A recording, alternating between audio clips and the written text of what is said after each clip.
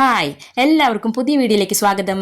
റാഗിയുടെ vermicelli കൊണ്ട് എങ്ങനെയാണ് വട ഉണ്ടാക്കുന്നത് നമുക്ക് നോക്കാട്ടെന്ന്.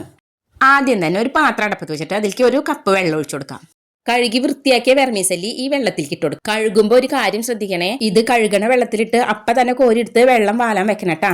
അങ്ങനെ അടപ്പത്തുള്ള വെള്ളം ചൂടായപ്പോൾ അതിലേക്ക് ഈ വെർമിസെല്ലി മുഴുവൻ വെതറിയിട്ടു. മാക്സിമം കട്ട കുത്താണ്ട് ഇടാൻ നോക്കണേ. പിന്നെ ഒരു ടീസ്പൂൺ ഉപ്പും കൂടെ ചേർത്തു. എല്ലായിടത്തേക്ക് എത്തണ വിധത്തില് ഉപ്പ് വെതറി ഇടുകയാണ് ചെയ്തത്. പിന്നെ ഒരു ടീസ്പൂൺ വെളിച്ചെണ്ണ ഇതുപോലെ ഒഴിച്ചു കൊടുത്തു. ഇനി ഇത് ഒരു 5 മിനിറ്റ് ഒന്ന് ലോ ഫ്ലെയിമിൽ കിടന്നൊന്ന് വേവട്ടെ. ഇതിന്റെ ഒരു പ്രത്യേകത എന്താണെന്ന് വെച്ചിട്ടുണ്ടെങ്കിൽ വെള്ളം പെട്ടെന്ന് വലിച്ചെടുക്കും. അതുകൊണ്ട് അടി കരിയാണ്ട് നോക്കണേ. ഇത് വെള്ളം വറ്റി വന്നപ്പോഴേക്കും ചെറുതായി ഒന്ന് വെന്ത് കിട്ടിയിട്ടുണ്ട്. ഇനി ഇത് കുഴയ്ക്കാൻ പാകത്തിനുള്ള ഒരു പാത്രത്തിലേക്ക് ആക്കിയിട്ട് അതിലേക്ക് ഒരു കപ്പ് അരിപ്പൊടി ഇട്ട് കൊടുക്കാം. ഒരു ടീസ്പൂൺ മൈദയും കൂടി ഇട്ടിട്ട് എല്ലാം കൂടി ഒന്ന് മിക്സ് ചെയ്ത് കൊടുക്കാം. ഇനി സ്ലൈസ് ആയിട്ട് അരിഞ്ഞ ഒരു സബോള ഇതിലേക്ക് ഇട്ട് കൊടുക്കാം. ഒരു കഷ്ണം ഇഞ്ചി ചെറുതാക്കി കുനുകുനുന്നനെ അരിഞ്ഞതും കൂടി ഇട്ട് കൊടുക്കാം. അതുപോലെ തന്നെ പച്ചമുളക് ചെറുതാക്കി അരിഞ്ഞത് ഇട്ട് കൊടുക്കാം. ചെറിയൊരു സ്പൂൺ ഉപ്പും കൂടി ഇട്ട് കൊടുക്കാം.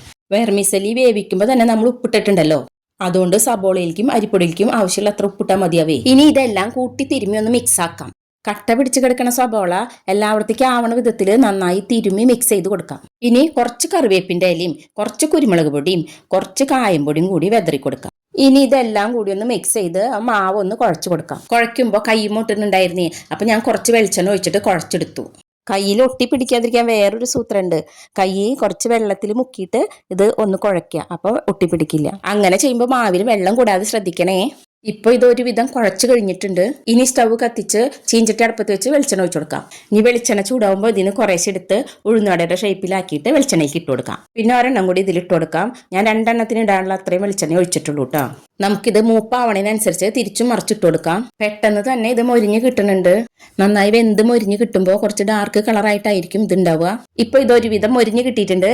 ഇനി ഇത് കോരിയെടുക്കാം. ടിഷ്യൂ പേപ്പർ വിരിച്ച പാത്രത്തിലേക്ക് ഇത് ഇട്ട് കൊടുക്കാം. ഇതുപോലെ തന്നെ ഇനി എല്ലാം രണ്ടെണ്ണം വീതിട്ടിട്ട് മൊരിച്ചെടുക്കാം.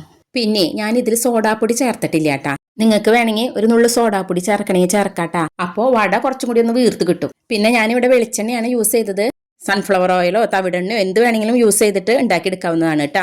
ഇതൊരു എണ്ണ പലഹാരമാണെങ്കിലും നമ്മുടെ വീട്ടിൽ തന്നെ ഉണ്ടാക്കുന്നത് കാരണം നമുക്ക് എത്ര വേണമെങ്കിലും വിശ്വസിച്ച് കഴിക്കാവുന്നതാണ്. പിന്നെ ഇതിലെ മെയിൻ ഐറ്റം റാഗിയാണല്ലോ, അതുകൊണ്ട് ഹെൽത്തിന്റെ കാര്യത്തിൽ ആശങ്ക വേണ്ട. ഇതിന്റെ രുചിയാണെങ്കിലോ കുട്ടികൾക്കും മുതിർന്നവർക്കും ഒക്കെ ഇഷ്ടപ്പെടും കേട്ടോ. ഞാനിവിടെ ആദ്യമായിട്ടാണ് റാഗി വട ഉണ്ടാക്കണത് കേട്ടാ. ഇപ്പൊ എല്ലാം ഉണ്ടാക്കി തീർന്നിട്ടുണ്ടേ. ഉള്ളൊക്കെ നന്നായി വെന്ത നല്ല സോഫ്റ്റ് ആയ നല്ല രുചിയേറിയ റാഗി വട അങ്ങനെ ഇവിടെ തയ്യാറായി. ഇനി വൈകുന്നേരത്തെ ചായക്ക് എന്തുണ്ടാക്കണമെന്ന് സംശയിച്ച് നിൽക്കണ്ട, വേഗം തന്നെ റാഗി വട തയ്യാറാക്കാൻ നോക്കിക്കോളൂ. അതിഗംഭീര രുചിയാണ്. ഇത് നമ്മൾക്ക് പുറത്തുനിന്ന് വാങ്ങിച്ച് കഴിക്കാനായിട്ട് കിട്ടില്ല. അപ്പോൾ എല്ലാവരും ഒരു തവണയെങ്കിലും ഉണ്ടാക്കി നോക്കണേ. എന്നിട്ട് കഴിച്ചിട്ട് അഭിപ്രായം പറയണേ. അപ്പോൾ വീഡിയോ ഇഷ്ടപ്പെട്ടാൽ എല്ലാവരും ലൈക്ക് ചെയ്യാനും ഷെയർ ചെയ്യാനും മറക്കല്ലേ. സബ്സ്ക്രൈബ് ചെയ്യാത്തവർ സബ്സ്ക്രൈബ് ചെയ്യണേ. അപ്പോൾ അടുത്ത വീഡിയോയിൽ കാണുന്നവരെ tata bye bye, thank you.